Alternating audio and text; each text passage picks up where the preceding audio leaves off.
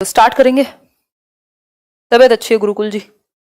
चलिए grammar translation को फटाफट से रिवाइज करेंगे, फिर बाकी मेथड्स पे चलेंगे। ग्रामर ट्रांसलेशन हमने बात की थी कि सबसे पुराना मेथड है, one of the oldest methods, मतलब कह सकते हैं कि सबसे पुराना मेथड है। ट्रेडिशनल मेथड भी कहा जाता है इसको, क्लासिकल मेथड भी कहा जाता है। मदर टंग का भरपूर इस्तेमाल यहाँ किया जाता है। मदर टंग मतलब कोई भी आपकी मातृभाषा, हिंदी की बात करें तो हिंदी को मदर टंग ले लेते हैं। टारगेट लैंग्वेज क्या है? टारगेट लैंग्वेज है इंग्लिश, मतलब इंग्लिश आप पढ़ रहे हैं हिंदी की मदद से ट्रांसलेट करके, जैसे हम अभी पढ़ रहे हैं या जैसे हम ग्रामर आज तक सीखते आए हैं। ठीक है बात। Beginning with the key skills of reading and grammar. Reading और ग्रामर पे बहुत ज्यादा जोर है। स्पोकन लैंग्वेज डेवलप नहीं हो पाती, इसलिए बच्चे को अगर वो पूरा लिटरेचर पढ़ के समझ जाएगा, राइटिंग में अच्छा हो जाएगा, एक्यूरेटली वो भाषा का इस्तेमाल करेगा, लेकिन प्रॉब्लम कहाँ आएगी? जैसे ही उसको कोई डायलॉग एनकाउंटर करना पड़ेगा, मतलब उसको कुछ बोलने की या कम्युनिकेशन की जरूरत पड़ेगी, तो वो वहां वीक फील करता है, क्योंकि इसमें मदर टंग का इस्तेमाल हुआ है। टारगेट लैंग्वेज तो सिखाई ही नहीं गई, क्योंकि अगर हम बात करें, हमने इंग्लिश सीख ली, हमें बहुत अच्छी इंग्लिश आती है, हम एसेज लिख सकते हैं, पढ़ सकते हैं, समझ सकते हैं, सुन के समझ सकते हैं। लेकिन जनरली क्या होता है, अगर कोई हिंदी मीडियम से जिसने पढ़ाई की है, या जनरली कि हमें प्रॉब्लम होगी बोलने में। क्यों? क्योंकि हमें ट्रांसलेट करके पढ़ाया गया था भाषा को, हमें उसको प्रॉपर तरीके से यूज करने का मौका मिला नहीं कम्युनिकेशन में। ठीक, और भाषा एनवायरमेंट से आती है, तो इसकी लिमिटेशन है, ये इसकी कमजोरी है कि स्पोकन लैंग्वेज को यहां नेग्लेक्ट किया गया, नेचुरल स्पीच को मौका नहीं दिया गया। ठीक है। Become proficient in reading and writing. Reading writing में आप अच्छे हो गए, बट एक सिंपल कम्युनिकेटिव एनकाउंटर नहीं झेल पाएंगे। ठीक। और अगर मैं बात करूं तो लिटरेचर टारगेट लैंग्वेज में आप अच्छा पढ़ पाएंगे। इसके अलावा आइसोलेटेड जो वर्ड्स हैं उनकी फॉर्म पर, उनके मीनिंग्स पर ज्यादा जोर दिया जाता है, यानी वोकैबुलरी अच्छी हो जाएगी। एक्यूरेटली आप यूज करना सीख जाएंगे भाषा को, मतलब गलतियां कम होंगी, रूल्स वगैरह आप सही तरीके से इस्तेमाल करेंगे। फिर अगर मैं इसके बाद की बात करूं तो क्वेश्चन है आपके सामने, little or no attention is given to pronunciation in dash method. तो ग्रामर ट्रांसलेशन मेथड में प्रोनाउंसिएशन पर फोकस नहीं होता, क्योंकि सिर्फ ट्रांसलेशन पर फोकस है, अनुवाद पर फोकस है, प्रोनाउंसिएशन को फोकस किया ही नहीं जाता, स्पोकन लैंग्वेज के एलिमेंट्स को फोकस किया ही नहीं जाता। ठीक है, ये तो हुई एक बेसिक सी बात। ठीक। एसएलटी कई लोग पूछ रहे थे, तो ये सिचुएशनल लैंग्वेज टीचिंग कहेंगे इसको, सीएलटी है कम्युनिकेटिव लैंग्वेज टीचिंग, आगे डिस्कस करने वाले हैं। Grammar translation method of teaching English heavily relies on. किस चीज पर ये बेस्ड है? फटाफट से आंसर करके बताओ, किस चीज पर बेस्ड है? स्लो। अब इसके बाद स्लो चलेंगे, ये मेथड कल मैंने करा दिया था ना, इसलिए मैं इसको तेजी से रिवाइज करा रही हूं। हाँ, आज क्लास ठीक चल रही है, बहुत बढ़िया जी। ये हैवीली रिलाय करता है किस चीज पर? मीनिंग बेस्ड टीचिंग पर, मीनिंग बेस्ड टीचिंग पर। ठीक है, तो इसको ए को सही करना, बी को गलत कर देना, मैंने लास्ट टाइम शायद बी बताया होगा। ठीक है, तो मीनिंग पर फोकस रहता है। ट्रांसलेशन आप कब यूज करेंगे? जब आपको मीनिंग पता होगा, तो वोकैबुलरी या मीनिंग पर यहां ज्यादा फोकस रहेगा। आगे बढ़ जाएंगे नेक्स्ट क्वेश्चन पर। नेक्स्ट क्वेश्चन क्या है देख लीजिए, डायरेक्ट मेथड, बहुत इंपॉर्टेंट है डायरेक्ट मेथड। डायरेक्ट मेथड की अगर हम बात करें तो इसको कह सकते हैं हम डायरेक्टली हम भाषा का इस्तेमाल करेंगे उसी लैंग्वेज का जिसको हम सिखाना चाहते हैं। मतलब इंग्लिश सिखाना चाहते हैं तो ट्रांसलेट नहीं करेंगे, एज इट इज इंग्लिश में ही कन्वर्सेशन होगी। ठीक, जैसे इंग्लिश मीडियम स्कूल्स में अगर आप बहुत सारी जगह पर क्या है कि आपको कम्युनिकेट इंग्लिश में ही करना है बच्चे को। अब वो कम करे ज्यादा करे जैसे करे, और टीचर्स भी उससे इंग्लिश में ही बात करेंगे, हिंदी बोलने पे 5 रुपए का फाइन है, ये वो वाला मेथड है डायरेक्ट मेथड। ठीक है बात। तो ये नेचुरल या फिर रिफॉर्म्ड मेथड कहा जाता है इसको। ग्रामर ट्रांसलेशन का ऑपोजिट है ये। इसने टारगेट किया किसको? ग्रामर ट्रांसलेशन मेथड को, कि भाई ये तरीका सही नहीं है। ठीक, तो ये नेचुरल अप्रोच, मतलब सॉरी नेचुरल वे में यहां लैंग्वेज को सीखेगा बच्चा। ठीक है बात। डायरेक्ट मेथड है, डायरेक्टली आप टारगेट लैंग्वेज को यूज करेंगे। मदर टंग के यूज को डिस्करेज किया जाता है कि आप मातृभाषा को इस्तेमाल नहीं करेंगे, हिंदी बोलने पर 5 रुपए लगेंगे। Attention is on speaking and listening. यहां स्पीकिंग और लिसनिंग पर फोकस किया जाएगा कि आप ज्यादा से ज्यादा यूज करें लैंग्वेज को, और सुने भी तो टारगेट लैंग्वेज को ही सुने, यानी इंग्लिश सीख रहे हैं तो इंग्लिश को सुने, इंग्लिश को बोलें, उसी में आंसर करें। यहां ग्रामर इंडक्टिव तरीके से सिखाई जाती है और ग्रामर ट्रांसलेशन में डिडक्टिव। इंडक्टिवली कैसे? पहले एग्जाम्पल दिया जाएगा, मतलब नोन टू अननोन कह सकते हैं। ठीक है, इनडायरेक्टली सिखाई जाती है अगर मैं कहूं तो। वो आप जब लैंग्वेज को यूज करना सीख जाएंगे तो ग्रामेटिकल टर्म्स आपको पहले से पता होंगे कि अच्छा इसको ये कहते हैं, इसको ये कहते हैं। ठीक है, तो जो हम आज तक यूज कर रहे थे नाउन और ये सारी जितने भी नेम्स हम यूज कर रहे थे उनको नाउन कहते हैं, बाद में आप डेफिनेशन बताएंगे। ठीक है बात। लेकिन यहां एक प्रॉब्लम थी। प्रॉब्लम क्या थी डायरेक्ट मेथड में? कि इसके लिए टीचर बहुत प्रोफिशिएंट चाहिए, टीचर अपने आप में कॉम्पिटेंट चाहिए, बेहतर टीचर हो और क्लास छोटी हो, 35 बच्चों की, या मतलब छोटी क्लास हो। अगर बहुत ज्यादा बड़ी क्लास है तो फिर प्रॉब्लम आएगी, उतने अच्छे से ये जो मेथड है वो काम नहीं कर पाएगा। तो इसके लिए ज्यादा प्रोफिशिएंट टीचर्स चाहिए, छोटे क्लासेस चाहिए, ज्यादा रिसोर्सेज चाहिए, इसलिए ये मेथड थोड़ा सा प्रॉब्लमेटिक रहा, इसको यूज करना उतना आसान नहीं रहा। ठीक है बात। कल का जो वीडियो कंप्लीट नहीं है तभी तो आज कर रहे हैं सोहन, है ना, वो बीच में रुक गया था। अब क्वेश्चन देख लीजिए एक बार। The method of teaching foreign language without using the pupils first language is, मतलब कि कौन सा मेथड है teaching to teach foreign language, foreign language जो आपकी भाषा नहीं है, जो बाहरी भाषा है, इंग्लिश को मान लेते हैं यहां पर, without using the pupils first language, बच्चे की फर्स्ट लैंग्वेज यानी उसकी मदर टंग का इस्तेमाल किए बिना कौन से मेथड में हम फॉरेन लैंग्वेज को सिखाते हैं। टारगेट लैंग्वेज भी लिख सकते थे फॉरेन की जगह यहां। तो डायरेक्ट मेथड है, क्लासिकल है, ग्रामर ट्रांसलेशन है, ओल्ड मेथड है, बताइए एक बार। बिल्कुल, बहुत बड़े आंसर कर रहे हैं आप लोग। ये तो तीनों एक ही कैटेगरी में चले जाएंगे। जो आंसर होगा वो डायरेक्ट मेथड होगा, जिसमें मदर टंग का यूज नहीं किया जाता, मातृभाषा का यूज नहीं किया जाता, टारगेट लैंग्वेज का ही यूज किया जाता है। तो बच्चे की पहली लैंग्वेज को यहां यूज नहीं किया जाएगा। आगे बढ़ेंगे नेक्स्ट क्वेश्चन पर। नेक्स्ट क्वेश्चन क्या कहता है देख लेते हैं थोड़ा सा।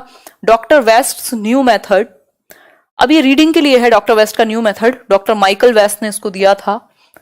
ठीक, ये डायरेक्ट मेथड के अगेंस्ट है, ये रीडिंग पर ज्यादा फोकस करेगा, उसमें भी साइलेंट रीडिंग। ठीक, मदर टंग के यूज को यहां फेवर किया जाएगा, लिसनिंग, स्पीकिंग, रीडिंग, राइटिंग जो भी आपकी स्किल्स हैं वो इग्नोर हो जाएंगे यहां। ठीक, रीडिंग पर फोकस है, इसके अलावा लिसनिंग, स्पीकिंग और राइटिंग इग्नोर होगा। तो ये रीडिंग पर फोकस करके और मदर टंग का यूज करते हुए आगे लेकर के चलता है। ठीक है, बहुत बढ़िया ज्योति धामा जी। तो ये फैक्चुअल सी चीजें हैं दो चार जो आपको पता होनी चाहिए इन मेथड्स के बारे में। एक नंबर से ज्यादा का क्वेश्चन आता नहीं है मेथड से। Bilingual method, bilingual method important है, आया हुआ है कई बार। बाइलिंगुअल मेथड की अगर मैं बात करूं तो ये बात करता है कि भाई आप मदर टंग का इस्तेमाल कर सकते हैं, लेकिन बच्चे नहीं करेंगे, टीचर्स करेंगे। कैसे? सीजे डॉडसन ने दिया था इसे 1960s में। The help of mother tongue is also taken along with the target language, जो टारगेट लैंग्वेज है इंग्लिश का तो इस्तेमाल किया ही जाएगा, साथ में मदर टंग को भी हेल्प के लिए यूज किया जाएगा, लेकिन वो यूज कौन करेगा? टीचर्स करेंगे। ठीक, वो बच्चों को अलाउड नहीं है। Children are not allowed to use the mother tongue, बच्चे अपनी मातृभाषा का प्रयोग नहीं करेंगे, टीचर करेगा जहां जरूरत पड़ेगी। इसमें एक सैंडविच टेक्निक होती है, उसका इस्तेमाल किया जाता है। सैंडविच टेक्निक कैसे? सैंडविच में आप बीच में पेस्ट भरते हैं या जो भी एक डालते हैं मटेरियल, और दोनों साइड ब्रेड होती है ऊपर। ठीक, तो वो जो ब्रेड या दोनों साइड का काम है वो आपकी टारगेट लैंग्वेज का होगा, यानी इंग्लिश, यहां भी इंग्लिश, और बीच में मदर टंग से आप स्टफ कर रहे हैं इसको। ठीक, यहां मदर टंग आ जाएगी। मान लीजिए आपने कहा आई वेंट टू लंडन, फिर आपने हिंदी में कहा मैं लंदन गया था, उसके बाद आई वेंट टू लंदन, तो ये सैंडविच बन गया ना एक, जिसमें आपने मदर टंग को हेल्प की तरह इस्तेमाल किया। दोनों साइड में क्या है? टारगेट लैंग्वेज है। क्लियर हो गई बात यहां तक की? फैमिली प्राइमरी सोशलाइजेशन में किसने कहा सेकेंडरी? कौन है वो व्यक्ति? पकड़ के लाओ। ठीक है, तो ये बात हुई आपकी सैंडविच टेक्निक की, जिसमें मदर टंग को बीच में हेल्प के लिए यूज किया जाएगा। दोनों साइड जो है आपकी वो टारगेट लैंग्वेज है, जिसको हम इंग्लिश मान ही लेते हैं। ठीक, ऑडियोलिंगुअल मेथड, ऑडियोलिंगुअल मेथड क्या है? ये आर्मी मेथड भी कहा जाता है इसको। इसका यूज कहां होता था? वर्ल्ड वॉर के समय में जो आर्मीज थी वो अलग अलग जगह जाती थी, भाई किसी दूसरी कंट्री में, ऐसी जगह जहां उनकी लैंग्वेज ना चलती हो, कोई और लैंग्वेज चलती हो, तो उस केस में पूरी भाषा तो उनको प्रॉपर तरीके से सिखाना थोड़ा सा मुश्किल है, तो यूज किया जाता था ऑडियोलिंगुअल मेथड का। उनको कैसेट्स वगैरह या उस तरीके के स्ट्रक्चर्स को सुनाया जाता था जिससे वो काम चलाऊ काम कर जाए। ठीक, मतलब कि पैटर्न प्रैक्टिस पर फोकस था। मान लीजिए जो उनको कम्युनिकेशन करना पड़े उससे रिलेटेड वर्ड्स उनको या सेंटेंसेस उनको बार बार रिपीटेडली ड्रिल करा करके सुनाए जाएं, लेकिन लिमिटेड लैंग्वेज सीखी जा सकती है इससे, कंप्लीट लैंग्वेज आप नहीं सीख सकते। ठीक है, तो इससे क्या होता है कि लिमिटेड कर देती है आपको। कुछ ही फ्रेज ऐसे लोगों को पता होंगे, प्रॉपर लैंग्वेज का जो एक प्रॉपर कम्युनिकेशन है वो यहां नहीं हो पाएगा, तो इसका भी लिमिटेशन है ऑडियोलिंगुअल मेथड की। क्लियर हो गई बात? आगे बढ़े। कम्युनिकेटिव लैंग्वेज टीचिंग सबसे इंपॉर्टेंट, बहुत बार क्वेश्चन पूछता है, CLT, कम्युनिकेटिव लैंग्वेज टीचिंग। ये एक ऐसा मेथड है जो प्रोफिशिएंट बनाएगा बच्चों को भाषा के इस्तेमाल में। प्रोफिशिएंट मतलब वो पारंगत बनेंगे, क्योंकि नेचुरली उनको यूज करने दिया जाएगा। ग्रुप्स में बैठे हैं, कम्युनिकेशन चल रही है, जहां जरूरत पड़ेगी टीचर से वो हेल्प ले सकते हैं, ठीक है। तो यहाँ कम्युनिकेट कर पाएंगे, वो एक्सप्रेस कर पाएंगे खुद को। तो ये बहुत हद तक चाइल्ड सेंटर्ड है। Socially acceptable and contextually appropriate language, जिस टॉपिक पर बात हो रही है, जिस कॉन्टेक्स्ट पर बात हो रही है, उस तरह के वर्ड आप इस्तेमाल करेंगे, ठीक। और ग्रुप्स में आप बैठे हैं, तो ये बेहतर मेथड माना जाता है। अगर मैं बात करूं साक्षी CLT के बारे में, धन्यवाद आपकी तारीफ के लिए। आगे बढ़ते हैं, क्वेश्चन देख लीजिए। Communicative language teaching replaced basically. अब कम्युनिकेटिव लैंग्वेज टीचिंग ने, CLT ने किसको रिप्लेस किया? 4 ऑप्शंस आपके सामने हैं, natural language processing, structural teaching, situational language teaching या मोटिवेशनल टीचिंग। तो ये तो हमने कोई बात ऐसे मेथड की तो हमने नहीं की है। बताइए एक बार, फटाफट से आंसर कीजिए। हाँ, आज थोड़ा सा फास्ट भी कर रहे हैं, क्योंकि एक तो इस टॉपिक में कुछ है नहीं खास ऐसा, ये बहुत ही बेसिक और क्या कहें इसको, फैक्चुअल सा टॉपिक है। कल करेंगे एक्विजिशन एंड लर्निंग को, जो बहुत इंपॉर्टेंट है, सबसे ज्यादा क्वेश्चंस आते हैं वहां से, उसको कंप्लीट करेंगे कल। नॉर्म चॉम्स्की वगैरह 4-5 सेशन में खत्म कर देंगे इंग्लिश पेडागोजी। तो आपके 3 सब्जेक्ट खत्म हो चुके होंगे बिल्कुल पूरी तरीके से, और मैथ्स के जो क्वेश्चन की सीरीज है वो भी कर देंगे फिर स्टार्ट। और कौन सा सब्जेक्ट बचेगा? हिंदी। हिंदी के भी 1-2 सेशन ले लूंगी मैं, जो टॉपिक वाले होंगे, ठीक है। नहीं, नेचुरल लैंग्वेज टीचिंग को नहीं उठाया इन्होंने। Communicative language teaching basically replaced structural teaching. जो स्ट्रक्चर्स को आप सिखा रहे थे, यहां प्रॉपर कम्युनिकेशन की एक होल की बात हो गई, ठीक है। आगे बढ़ेंगे नेक्स्ट क्वेश्चन पर, अभी समझेंगे क्या है ये स्ट्रक्चरल। फिर है, which of the following approach और approaches methods advocates linguistic competence and performance. Linguistic competence या बेहतर तरीके से बच्चे लैंग्वेज को परफॉर्म कर पाए, यूज कर पाए, इसके लिए कौन सा एक मेथड जिम्मेदार होगा? Grammar translation method, communicative approach, direct method या स्ट्रक्चरल अप्रोच। स्ट्रक्चरल अप्रोच भी लिमिट कर देती है बच्चे को, ग्रामर ट्रांसलेशन मेथड भी, ये तो स्पोकन लैंग्वेज पर फोकस ही नहीं करता, और डायरेक्ट मेथड बहुत ज्यादा सक्सेसफुल इसलिए नहीं हो पाया क्योंकि प्रॉब्लम है इसमें बहुत सारी। तो बच्चों को अगर कॉम्पिटेंस, उनके अंदर कॉम्पिटेंस कब आएगी? जब वो क्या कॉन्फिडेंस फील करें, ठीक, वो यूज करें जब उसको प्रॉपर तरीके से। तो भाषा का सबसे ज्यादा यूज कहाँ होगा? नेचुरली अगर हम बात करें तो कम्युनिकेटिव अप्रोच में, ठीक है। तो बी ऑप्शन होगा, सिंपल। आगे बढ़ जाएंगे नेक्स्ट क्वेश्चन पर। नेक्स्ट क्वेश्चन देख लेते हैं एक बार, मतलब next point, structural approach. Structural approach, जैसा कि आप नाम से जान पा रहे हैं, स्ट्रक्चर्स को आपने, कुछ फ्रेजेस को, कुछ क्लॉजेस को, कुछ सेंटेंसेस को आपने समझाया, ठीक है। तो ये स्ट्रक्चर पर फोकस करती है कि भाई इस तरह की सिचुएशन, सॉरी सिचुएशन की बात नहीं हो रही है, इस तरह के जगह पर स्ट्रक्चर ये वाला यूज होगा, तो आपने कुछ सेंटेंसेस को रटवा दिया एक तरीके से।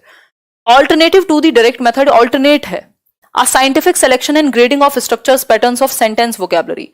कुछ वोकैब से इस तरह के कुछ स्ट्रक्चर बनते हैं, इस जगह पर यूज कर सकते हो। तो ये लिमिटेड अप्रोच हुई, बहुत ज्यादा सक्सेसफुल नहीं होगा, ठीक है बात। इसी को रिप्लेस करने के लिए कम्युनिकेटिव लैंग्वेज टीचिंग की बात हुई। अब आ जाता है सिचुएशनल अप्रोच, या इसको सिचुएशनल लैंग्वेज टीचिंग भी कह देते हैं। ये आपका सिचुएशन से या कॉन्टेक्स्ट से रिलेटेड है। मान लीजिए आप सब्जी लेने गए हैं, तो वहां से रिलेटेड आपने बच्चे को 2-4 सेंटेंसेस का वहां इस्तेमाल किया या उस लैंग्वेज का इस्तेमाल किया, तो उस सिचुएशन से रिलेटेड जितने भी वर्ड्स होंगे या जो तरीका होगा वो ग्रैब कर लेगा बच्चा। तो सिचुएशन में आप यूज कर रहे हैं, ठीक है। वॉशरूम जाना है बच्चे को, तो वो उस तरह के वाक्य को इस्तेमाल करेगा, तो इस सिचुएशन से रिलेटेड होगा। देख सकते हैं स्वास्थ्य PRT के लिए। क्लियर हो गई बात? कोई समस्या? बिल्कुल। आप मार्केट गए, वहां के रिलेटेड कुछ वर्ड्स होंगे, आप पटाखे खरीदने गए हो, है ना। बस ये आजकल तो प्रमोशन के लायक नहीं रहा है, तो हमारे बचपन में चलता था ऐसे, दिवाली पे पटाखे खरीदने गए हो तो मार्केट में आप कुछ वर्ड्स का इस्तेमाल करोगे, एक सिचुएशन में उससे पूछोगे, जो वेंडर है उसको मांगोगे कुछ, तो उस सिचुएशन में जिस भाषा का इस्तेमाल होगा, अलग अलग सिचुएशन में जिस लैंग्वेज का आप इस्तेमाल करते हो, जिन वर्ड्स का आप इस्तेमाल करते हो, उसके अकॉर्डिंग चीजें चलती हैं, ठीक है। चलिए आगे बढ़ते हैं साक्षी। नेचुरल अप्रोच ऑफ टीचिंग, ये इंपॉर्टेंट है, इस पर एक आध क्वेश्चन जनरली पूछ लेता है घुमा फिरा के। ये जो बेसिकली स्पेशली लैंग्वेज 1 जिन्होंने चूज किया होगा, natural approach of teaching English was developed by Tracy Terrell and Stephen Krashen. अभी भी जिंदा हैं स्टीफन क्रैशन, इनके बहुत सारे लेक्चर्स आप सुन सकते हैं, यूट्यूब पर भी अवेलेबल होंगे, ठीक। खैर रहने दीजिएगा, आपको CTET में लेक्चर नहीं आएंगे, ठीक है। तो ये हमारे जैसे खाली लोगों का काम है, ठीक। तो ट्रेसी टेरल और स्टीफन क्रैशन ने, इन्होंने हाइपोथेसिस भी दी है कि आप लैंग्वेज को एक्वायर कर सकते हैं नेचुरली यूज करके। नेचुरल अप्रोच इस बात पर फोकस करती है, नेचुरल एनवायरनमेंट दे करके, जैसे मदर टंग को करते हैं हम। इसमें इनकी 5 हाइपोथेसिस हैं। नेचुरल ऑर्डर हाइपोथेसिस कि भाई जो लैंग्वेज स्किल्स हैं वो नेचुरली आनी चाहिए, आप रटवाने में ना लगे हो। जो एक सीक्वेंस है आपका LSRW का, उस तरीके से नेचुरली आप यूज करें लैंग्वेज को, वो वैसे एक्वायर करेंगे बच्चे। एक्विजिशन बेहतर है लर्निंग से, इन्होंने ये कहा लर्निंग से बेहतर क्या है, एक्विजिशन। क्योंकि एक्विजिशन में क्या होता है, आप सबकॉन्शियसली एक्वायर कर लेते हैं लैंग्वेज को। मॉनिटर हाइपोथेसिस है जब आप थोड़ी बहुत जो आपका ज्ञान है भाषा का वो मॉनिटर करता है आपको। जब आप मान लीजिए आपने थोड़ी सी लैंग्वेज जानते हैं, आपने कुछ रूल्स बेसिक पता है आपको, जब आप गलत यूज कर देते हैं लैंग्वेज तो आप अपने आप से एक मॉनिटर होता है आपके दिमाग में जो चलेगा, जो काम कर जाएगा, यार यहां मैंने ना ये गलती की है, तो वो मॉनिटर करने का काम करेगा। वहां जो आपकी लैंग्वेज की बेसिक नॉलेज है वो मॉनिटर करने का काम करती है। एरर्स को, जो थोड़े बहुत एरर्स हैं उनको साइड कर देती है, सारे नहीं बट बहुत हद तक। ठीक है बात, अभी बता देंगे email ID. Input hypothesis, input hypothesis होती है जो टीचर को इनपुट देना है लैंग्वेज को लेकर के, तो बच्चे का जितना करंट लेवल है उससे +1, उससे थोड़ा सा ऊपर, क्योंकि आप उससे नीचे देंगे तो कोई फायदा नहीं है, उतना ही देंगे तो भी वो बहुत ज्यादा बोर्ड फील कर सकता है, लेकिन +1 करेंगे तो वो थोड़ा सा उसका लेवल अप होगा उससे। ठीक। अफेक्टिव फिल्टर हाइपोथेसिस है कि आपके जो इमोशंस हैं, यदि आप बहुत ज्यादा सकभगाए हुए हैं या थोड़े से कॉन्शियस हैं तो लैंग्वेज को यूज करने में प्रॉब्लम होगी। अगर आप इमोशनली बेहतर स्थिति में हैं तो ज्यादा अच्छे से आप सीख पाएंगे या जल्दी एक्वायर कर पाएंगे। इन्होंने कहा है कि आप सेकंड लैंग्वेज को भी, स्टीफन क्रैशन ने, दूसरी भाषा को भी एक्वायर किया जा सकता है यदि एनवायरमेंट मिले तो। ठीक है बात, तो ये एक बेसिक सी बात हुई, छोटी छोटी चीजें थी इस सेशन में, कोई बहुत बड़ा तोप हमने मारा नहीं है, बट कुछ कुछ चीजें डिस्कस की हैं। इनमें से 3 चीजें बहुत इंपॉर्टेंट हैं। ग्रामर ट्रांसलेशन मेथड जो है लिटरेरी टेक्स्ट पर ज्यादा फोकस करता है, ट्रांसलेट किया जाता है इंग्लिश से आपकी मदर टंग में यहाँ, और तब इंग्लिश सीखते हैं आप। डायरेक्ट मेथड में एज इट इज चलती हैं चीजें, और ऑडियो लिंगुअल में सेंटेंस या साउंड पैटर्न्स को बार बार प्रैक्टिस कराया जाता है। ठीक है, तो ये आज की कहानी थी, बहुत ही छोटी सी कहानी थी 1 नंबर की, बट एक बार और रिवाइज कर लेंगे तो मेन पॉइंट्स, और ये PDF भी मैं शेयर कर दूंगी। ये डिटेल्स जो हैं आपको 2-4 पता होनी चाहिए, ये बिल्कुल फैक्ट्स हैं, सिंपल फैक्ट्स हैं। आज की कहानी इतनी थी। PDF कहाँ मिलेगी? टेलीग्राम चैनल पर, लेट्स लर्न स्क्वाड।